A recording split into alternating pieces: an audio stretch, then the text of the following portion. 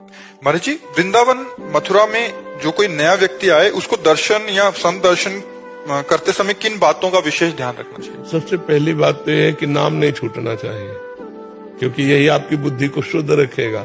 और यहाँ किसी के भी दोष दर्शन न करें। वैष्णव धाम में किसी के भी दोष दर्शन न करना, और दोष दर्शन न कहना, और दोष की बातें न सुनना, ये हम सबसे पहला नियम ले। और दूसरी बात, धाम आदि में है जैसे हम आवे तो हमको जो गृहस्थी के भोग विलासिता है वो नहीं करने चाहिए। अब घर गृहस्थी में तो सब भोगते ही हो, जब धाम आए हो तो ब्रह्मचर्य से रहो। 6 दिन रहो, 2 दिन 4 दिन ब्रह्मचर्य से रहो, और अपने धन की कमाई का ही भोजन पावे। कहीं भी हलवा पूड़ी बटरा हो ना पावे। अगर अपने पास 100 रुपया है तो हम 10 रुपया के चना गुड़ लेके काम चला लेंगे, लेकिन हम हलवा पूड़ी दूसरे का नहीं पाएंगे, क्योंकि हम धाम आए हैं।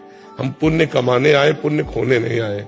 अपना भोजन धर्म के द्वारा कमाए हुए अर्थ से किसी का दोष दर्शन न करना, और निरंतर भगवान का नाम चिंतन करना। और हो सके अगर 3 दिन रुके तो 1 दिन उपवास करना।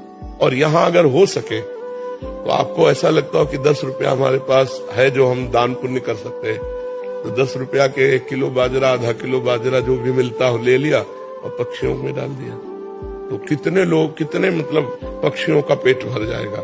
कुछ न कुछ परोपकार करना चाहिए, कुछ न कुछ दान पुण्य करना चाहिए। धाम में आकर के कोई जान न पावे, छपाओ मती, छुपा के कोई नहीं जान पाया, और आप पुण्य करके चले गए, नाम जप करके यहाँ चले गए, कोई अपराध नहीं किया, तो आपको भगवत प्राप्ति में सहयोग करेगा। ये आपके दुखों को मिटा करके सुख प्रदान। बहुत जगह भंडारे, यहाँ रास्ते में कोई हलवा पूड़ी नहीं, कदापि नहीं। आपको लेने का अधिकार नहीं। आप गृहस्थ हैं, आप खुद कमाते हैं, तो ऐसे करने का अधिकार नहीं, ऐसे करने का अधिकार। यदि आपको ऐसा लगता है कि हम पा लेते हैं तो निकालो 20 रुपया 50 रुपया उसके पास रखो, वहीं रख दो और छोड़ के चले आओ।